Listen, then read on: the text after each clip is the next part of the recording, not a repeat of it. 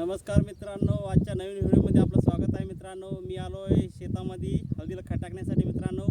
ते पहा इकडे दाखवा, इकडे हळदीला खत टाकणं चालू आहे। इकडे पहा मित्रांनो, हे पहा या हळदीला असं खत टाकणं चालू आहे। आणि इकडे बघू शकता मित्रांनो, आतापर्यंत एवढं खत टाकलंय आणि इकडे टाकायचं राहिले मित्रांनो।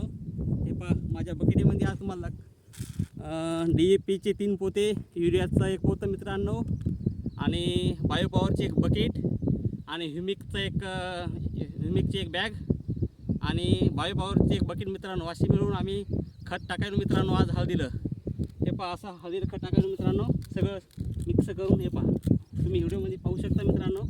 आणि याच्यानंतर याच्यावर सायकलचा डवर फिरवायचा मित्रांनो।